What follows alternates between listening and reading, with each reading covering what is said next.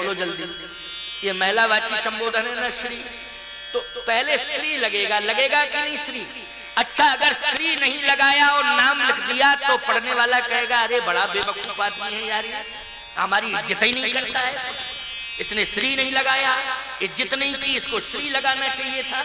इसका मतलब यह है कि बिना श्री के इज्जत मिलने वाली नहीं है, बिना नारी के सम्मान किसी को प्राप्त नहीं हो सकता है, सीधी सी बात यह है। इसलिए नारी का सम्मान करना चाहिए और नारी समाज में सदा से ही सम्माननीय रही। आज भगवान शंकर के साथ सती जा रही है, लेकिन शास्त्र सम्मान किसको दे रहा है? शंकर जी से भी ज्यादा सम्मान सती को दे रहा है। जबकि कथा का सुनने का भाव लेकर के शंकर जी जा रहे हैं, लेकिन सती तर्क युक्त बुद्धि से जा रही है। परंतु भगवान शंकर का सम्मान सती से ज्यादा श्रेष्ठ। प्रमाण क्या है? बोले एक बार त्रेता युग माही शंभु गए, शंभु मानी 2.5 अक्षर का नाम, शंभु गए कुंभज ऋषि पाई, 2.5 अक्षर का नाम शंभु। अच्छा, सती जी जा रही है, ये कौन जा रही है? संग सती जग जननी भवानी, जग जननी भवानी। बोलो सम्मान बढ़ गया कि नहीं बढ़ गया? बोले ये जगत जननी है, ये भवानी है। अब कल्पना करो आप, जगत जननी कितना बड़ा श्रेष्ठ संबोधन है, भवानी कितना श्रेष्ठ संबोधन है। भगवान शंकर के लिए केवल शंभु कहा गया है और सती जी के लिए कहा गया जगत जननी। अब जैसे ही भगवान शंकर पहुंचे कहां? कुंभज ऋषि के यहाँ, तो कुंभज जी बैठे कथा कह रहे थे, हजारों साधु संत बैठे कथा सुन रहे थे। जैसे आप आज कथा सुन रहे हैं ना, अबाल वृद्ध नर नारी सभी प्रेमी कथा की कथा सुन रहे हैं, वहां तो साधु संत बहुत थे संख्या में और काफी भक्त बैठे हुए थे। भगवान शंकर ने जैसे ही प्रवेश किया तो भगवान शंकर को देख करके कुंभज ऋषि महाराज सम्मान करने लगे और उन्होंने एक मुक्त कंठ से एक स्वर में कहा, हर हर महादेव, हर हर महादेव, हर हर महादेव। क्योंकि शंकर जी ने प्रवेश किया ना, तो हर हर महादेव मंच से ही घोषणा कर दी, नारा दे दिया, हर हर महादेव, हर हर महादेव। सती जी ने कहा समझ में आ गई आपकी बात, ये वक्ता आपको देख करके कथा भूल गया, अब इसकी कथा समाप्त, अब इसको कुछ आएगा ही नहीं, क्योंकि ये समझ गया कि समुद्र आ गया है, अब घड़े की क्या कीमत है, समुद्र के आगे घड़े की क्या कीमत। भगवान शंकर ने कहा समुद्र की अपनी मर्यादा है और घड़े की अपनी मर्यादा है। पार्वती, समुद्र के किनारे कोई व्यक्ति जिंदगी भर रहे तो प्यासा मर जाएगा।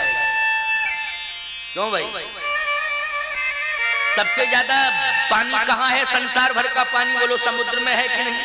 लेकिन किसी व्यक्ति से कहा जाए कि तुम्हें यहीं रहना है समुद्र के किनारे, यहाँ से हटना नहीं है, ईमानदारी से बताओ प्यासा मरेगा कि नहीं मरेगा? और समुद्र का पानी पिएगा तो मरेगा और नहीं पिएगा तो मरेगा, क्योंकि समुद्र का पानी खारा है।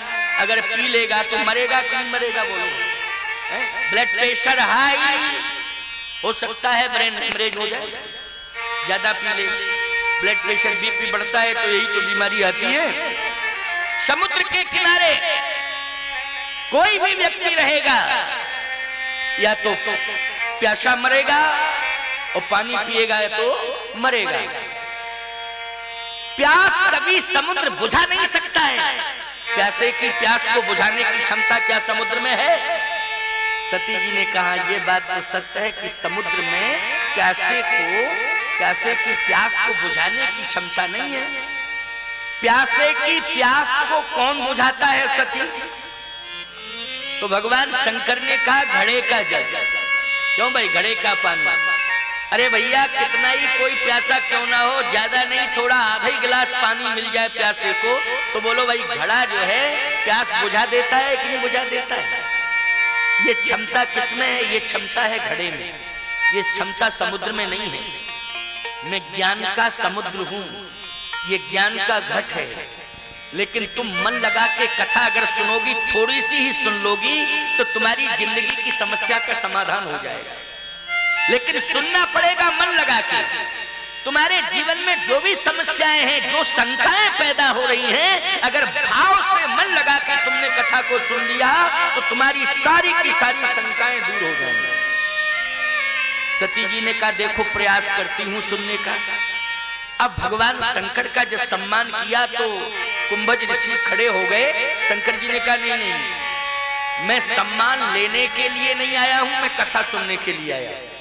इसलिए आप व्यास गद्दी पर बैठे हैं, आप बैठिए, आपका सम्मान है, लेकिन मैं श्रोता बन करके आया हूं तो सामने बैठ के कथा सुनूंगा। कभी भी श्रोता को कथा में सम्मान लेने के लिए नहीं जाना चाहिए कि कथा में हम गए हमारा कोई सम्मान नहीं हुआ। जितने भी श्रोता हो ये संकल्प लेके आना चाहिए कि कथा में हम जा रहे हैं सम्मान पाने के लिए नहीं, हम भगवान को पाने के लिए जा रहे हैं। कथा के माध्यम से हमें भगवान मिल जाए, बस यही एक भाव होना चाहिए। भगवान शंकर ने कहा सुनो कुंभज, आप बहुत अच्छे कथावाचक हैं, आप सम्मान कर रहे हैं, ठीक है, लेकिन आप अपनी आसन पर रहेंगे। मैं श्रोता बन के आया हूं, इसलिए मैं श्रोताओं की दीर्घा में बैठ के कथा सुनूंगा, मुझे कथा सुननी। कुंभज ऋषि ने एक बहुत अच्छी बात कही। क्या? आज का कोई वक्ता होता तो सबसे पहले वो है प्रचार करता, सोशल मीडिया के माध्यम से पूरे विश्व में प्रचार करता कि देखो हम कितने बड़े वक्ता हैं कि संसार का सबसे बड़ा वक्ता हमारी कथा सुनने के लिए आया है, और बार बार दिखाएंगे उसको कि देखो श्रोता बना बैठा है, ये दुनिया का सबसे बड़ा ज्ञानी वक्ता है, लेकिन हमारी कथा सुन रहा है श्रोता बन के। मैं कथा कह रहा हूँ, ये श्रोता बन के। मुझसे बड़ा वक्ता कोई हो सकता है? जब सबसे बड़ा वक्ता श्रोता बन करके कथा सुन रहा है तो मैं सुना रहा हूँ, मुझसे बड़ा वक्ता कोई है नहीं। यही प्रचार करेगा कि नहीं करेगा? करता ही, वो तो नियम है। लेकिन कुंभज ऋषि ने क्या कहा, इस बात को सुनो। इसलिए कहता हूं कि वक्ता को हमेशा इस बात का ध्यान रखना चाहिए कि हमें जो ज्ञान मिला है उस ज्ञान में मेरा कोई प्रयास और पुरुषार्थ नहीं है। इस बात का ध्यान रखना चाहिए। जो भी मुझे ज्ञान मिला है मेरा पुरुषार्थ, मेरा प्रयास नहीं है, ये तो मेरे गुरुदेव भगवान की कृपा है कि आज कृपा के बल पर मैं कथा कह रहा हूँ। किसकी कृपा है? गुरुदेव भगवान की कृपा है। तो कुंभज ऋषि ने यही तो कहा कि मैं कथा सुनाता हूँ, आप लोग सब सुनने आते हो, आपका उद्देश्य क्या है कथा सुनने का? सभी संतों ने कहा भगवान को प्राप्त करना, भगवान को प्राप्त करना। तो कथा के माध्यम से, कुंभज ऋषि ने कहा ये बताओ, कथा के माध्यम से, सभी संतों ने कहा कथा के माध्यम से हमें भगवान मिल जाए। कुंभज ऋषि ने कहा प्रत्यक्ष को प्रमाण की जरूरत नहीं है, अब प्रमाण मिल गया है। क्या? कि मेरे ऊपर गुरुदेव भगवान की कृपा हुई, उन्होंने राम कथा का ज्ञान मुझे दिया। अगर राम कथा का ज्ञान गुरु के द्वारा न मिलता इस कुंभज को, और राम कथा में आप न आए होते श्रोता बनके, तो न वक्ता को न श्रोता को, इन दोनों को भगवान का दर्शन नहीं होता। आज भगवान का दर्शन हो रहा है, मुझे गुरु की कृपा से मिला, आपको कथा की कृपा से मिला। इसलिए भगवान मिलता है, जो कथा सुनता है उसे निश्चित रूप से किसी न किसी रूप में भगवान मिलता है। तो आप सबको कथा के माध्यम से पहली बात तो ये कि कथा में आपको ये अनुभव हो रहा है बीच बीच में कि जैसे हमने कहा कैलाश से उतरकर शंकर जी जा रहे हैं, तो आपने अनुभव किया होगा कि शंकर जी जा रहे हैं। क्यों भाई? कुंभज ऋषि के यहाँ पहुंचे तो आपको अनुभव हुआ कि कुंभज ऋषि के यहाँ पहुंच गए, जबकि चित्र नहीं दिखाया जा रहा है, केवल कथन, केवल कथा चल रही है। लेकिन कथा में ही आप अनुभव चित्र का भी कर लेते हो कि नहीं कर लेते हो? बीच बीच में अनुभव हो जाता है, आपको निश्चित रूप से हो जाता है, मानना पड़ेगा ये आपको। कुंभज ऋषि ने कहा भगवान का दर्शन हो गया, शंकर जी का दर्शन हो गया, इसका मतलब है कि कथा की कृपा हमारे ऊपर हो गई, गुरुदेव की कृपा मेरे ऊपर हुई कि मुझे ज्ञान दिया तो मुझे भगवान मिल गए। भगवान शंकर ने कहा सती अब मैं कथा की इच्छा प्रकट कर रहा हूँ कुंभज से, और वो कथा कहेंगे तुम कथा सुन। तो कुंभज ऋषि ने कहा महाराज आपने दर्शन दिया, मैं धन्य हो गया। भगवान शंकर ने कहा मैं कथा सुनने के लिए आया हूँ, कथा सुनाओ। तो कुंभज ने कहा आप ये तो बताओ कि कथा कौन सी सुनना चाहते हैं? आप ये बताइए कथा सुनना कौन सी चाहते आप? प्रसंग तो बहुत है, जैसे मैंने आते ही कहा था, क्यों भाई सुभाष से कहा था या गोयल जी, पुरुषोत्तम दास जी, सबसे कहा था कि भाई बताइए क्या सुनना चाहते हो? तो कहे महाराज जी राम दरबार की स्थापना हुई है तो राम जन्म हो, लेकिन कल होगा राम जन्म। राम जन्म कब होगा? क्योंकि आज कोई तैयारी नहीं हुई राम जन्म की, तो कल राम जन्म होगा, विशेष रूप से राम जन्म होगा कल। आज कम से कम हम इस बात का ध्यान रखें कि राम जब तक शिव जी का अस्तित्व समाज में नहीं होगा तो राम का जन्म कैसे होगा? बोलो, शिव की कृपा से ही राम का जन्म होगा। बिना शिव चरित्र सुने राम का जन्म हो ही नहीं सकता है। इसलिए राम जन्म के पहले तो शिव चरित्र सुनना चाहिए, ये परंपरा है। इसलिए शिव जी की कृपा, शिव जी का चरित्र जब हम सुनेंगे तो निश्चित है कि राम का जन्म होगा।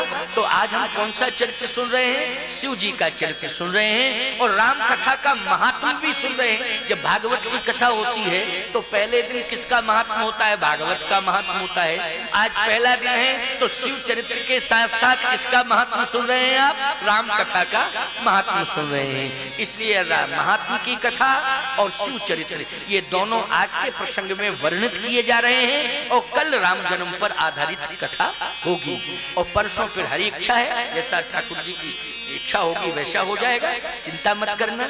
अरे भाई परसों के दिन कल राम जन्म होगा तो परसों सीता जी का जन्म हो जाएगा, क्या दिक्कत की बात? क्यों भाई, राम जी का जन्म हो, सीता जी का भी जन्म होना चाहिए कि नहीं होना चाहिए? तो राम जन्म के बाद सीता जी का जन्म होगा। इस तरह से कथाएं आपको सुनने को मिलेंगी, बहुत आनंद आएगा, विशेष आनंद प्राप्त होगा। आइए सुनिए, जरा समझने की कोशिश करिए। भगवान शंकर ने का कथा सुनाओ तो कुंभज ऋषि ने कहा आपसे मेरी प्रार्थना है कि आप इच्छा तो व्यक्त करो कि कौन सी कथा सुनाऊं। भगवान शंकर ने कहा कि मैं राम कथा सुनने का प्रेम है, मुझे राम कथा सुनाओ। राम कथा, हाँ मुझे केवल राम कथा सुननी है, मेरी जिज्ञासा राम कथा। आप लोग कौन किसकी कथा सुन रहे हैं? राम कथा सुन रहे हैं। भगवान शंकर ने भी कहा कि मुझे राम कथा सुनाइए। वाह, जो शिव जी की इच्छा है वही आप सबकी इच्छा है। शिव जी ने कहा मुझे राम कथा सुनाइए, भगवान शंकर ने प्रेम से श्रोता बनकर राम कथा सुनी है। साहब प्रमाण है कि राम कथा, राम कथा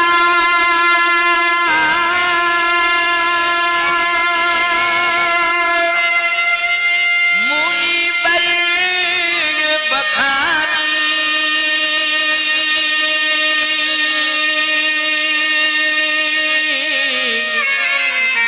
सुनी महेश परम सुखवान। राम कथा मुनि वर्ग बखानी, कुंभज ऋषि ने राम कथा सुनाई और सुनी महेश, भगवान शंकर ने सुनी। इसका मतलब है सती का नाम नहीं आया श्रोताओं में, नहीं तो लिखना ये चाहिए था तुलसीदास जी को कि राम कथा मुनिवर्य बखानी और सुनी महेश सती सुखमान। सुनी महेश सती सुखमान, ऐसा लिखना चाहिए था। नहीं, सती का नाम ही नहीं लिया गया, क्योंकि सती बैठी तो है लेकिन सुन नहीं रही है, कथा नहीं सुन रही, उसका मन नहीं लग रहा है, मन कहीं चला गया, पता नहीं कहां भटक गया। बैठी रही लेकिन कथा नहीं सुनी। तो सीधी सी बात यह है कि सती को श्रोता नहीं माना गया। जो कथा में आता है, भगवान के रजिस्टर में, बैकुंठ में भगवान के यहाँ रजिस्टर रखा रहता है। जो कथा में घर से चल के कथा में आता है, भगवान शंकर के रजिस्टर में उसका नाम लिख जाता है कि ये कथा सुनने गया। इसके बाद कथा स्थल पर पहुंच के बैठता है। अगर उसने कथा नहीं सुनी, केवल संसार की बातों में लगा रहा, कोई भी हो, तो फिर उसके नाम में एक टिक लग जाती है रेड निशान से कि ये कथा सुनने तो गया था या गई थी या गया था, जो भी, लेकिन कथा नहीं सुनी। इसका मतलब यह है कि ये श्रोता नहीं है, श्रोता में उसका नाम नहीं लिखा जाएगा। केवल नाम ये होगा कहाँ गए तो थे लेकिन सुनी नहीं कथा। अच्छा बोलो भाई, हम लोग मंदिर में जाएं और भगवान को देखें, दर्शन करें। अच्छा, भगवान को देखें, भगवान का दर्शन करें, लेकिन भगवान की ना सुने। भगवान का दर्शन तो करें लेकिन भगवान की न सुने। हम कथा सुनने जाएं, हम वक्ता को देखें लेकिन वक्ता की न सुने, तो गड़बड़ है कि नहीं? बोलो भाई। वक्ता को देख रहे हम लेकिन वक्ता की नहीं सुन रहे कि बोल क्या रहा है। इसलिए जाना चाहिए, दर्शन भी करना चाहिए, लेकिन जो देवता हो, जो पुराण हो, जो ग्रंथ हो, उसका जो आदेश हो उसका पालन हमें करना चाहिए, उसके अनुसार हमें चलना चाहिए। ये हमारा परम धर्म है। सती जी ने यही भूल कर दी। सती कथा सुनने गई लेकिन कथा में बैठ गई, कथा नहीं सुनी, तो गोस्वामी जी को लिखना पड़ा कि राम कथा वर्ज बखानी, सुनी महेश परम सुख मानी, सुनी महेश परम सुख मानी। शंकर जी ने कथा सुनी और सुनने के बाद परम सुख मानी, यानी सुख नहीं परम सुख। एक शब्द होता है परम, जहां परम लग जाए बस पूर्णता आ जाती है उसमें। जैसे सुख में परम लग गया, अब पूर्णता आ गई। ब्रह्म में परम ब्रह्म लग गया तो पूर्णता आ गई। समझ गए हो कि नहीं? इसलिए परम शब्द जहां लग जाता है वहां पूर्णता आ जाती है। जैसे पूज्य और फिर हो गया परम पूज्य, तो परम पूज्य का मतलब है कि पूर्णता आ गई बस, इसके समान कोई पूज्य नहीं है, इसलिए परम पूज्य हो गया। हमारी दृष्टि में ये क्या है? परम पूज्य है, परम आदरणीय। आदरणीय तो बहुत हैं, लेकिन ये परम आदरणीय है, मतलब ये श्रेष्ठ सम्माननीय है, इसके आगे हम किसी का सम्मान नहीं करेंगे। हमारी दृष्टि में ये पूर्ण है सम्मान का। इसलिए भैया परम शब्द लग जाए तो पूर्णता आ जाती है। यहाँ शंकर जी के सुख में सुख तो था शंकर जी को, लेकिन राम कथा जब सुनी तो परम सुख की प्राप्ति हो गई। इसलिए भगवान शंकर कहते हैं कि राम कथा सुनने जैसा सुख दुनिया में कोई दूसरा नहीं है, इसलिए सुनी महेश परम सुख मानी। एक तो ये प्रमाण मिल गया, लेकिन सती जी बैठी रही, सती जी ने कथा सुनी ही नहीं। भगवान शंकर ने कहा कुंभज जी अब मैं जा रहा हूं, मुनिशन विदा मांग त्रिपुरारी। अब शंकर जी का सम्मान बढ़ गया। यहाँ शंकर जी का सम्मान शंभु थे, लेकिन अब त्रिपुरारी हो गए।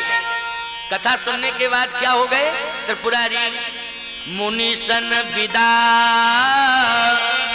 मांग त्रिपुरारी,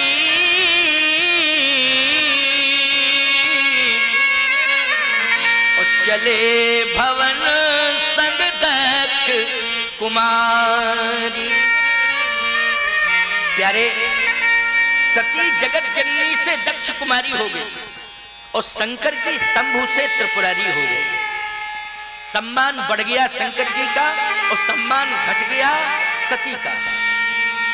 बताओ बात समझ में आई? बात यह है, जब हम अपने जीवन में कथा को सुने और कथा के अनुसार चलें और अपने परिवार को उसी के अनुसार चलावें, कथा के अनुसार, राम कथा के अनुसार, भगवत कथाओं के अनुसार, तो निश्चित रूप से आपका सम्मान बढ़ेगा, आपके परिवार का सम्मान बढ़ेगा। और यदि हमने कथा की परंपरा से हटके मनमुखी विचारधारा से अपने को जोड़ लिया और अपने परिवार को जोड़ लिया, तो निश्चित है कि हमारा सम्मान घटेगा, हमारा सम्मान सुरक्षित नहीं रहेगा। इसलिए हमें मनमुखी परंपरा से नहीं चलना है, चाहे पुरुष हो चाहे स्त्रियां हो, कोई भी हो, हमें मनमुखी परंपरा से नहीं चलना है, हमें तो गुरुमुखी परंपरा से चलना है। महाजनो येन गतः सपंथा, महापुरुषों ने जो मार्ग का निर्माण किया है उसी मार्ग पर हमें चलना है। ये हमारा धर्म कह रहा है, ये हमारा शास्त्र कह रहा है। इसलिए महाजनो येन गतः सपंथा, महापुरुषों ने जिस रास्ते का निर्माण किया है उस रास्ते पर ही हमें चलना चाहिए। आज सती जी उस रास्ते पर नहीं चली, रास्ता बदल दिया। रास्ता बदल दिया सती। सती जी किस रास्ते पर चली? मनमुखी रास्ते पर चली। और मनमुखी रास्ते पर कोई चलता है तो भगवान सामने होता है, लेकिन भगवान भगवान की तरह दिखाई नहीं देता है।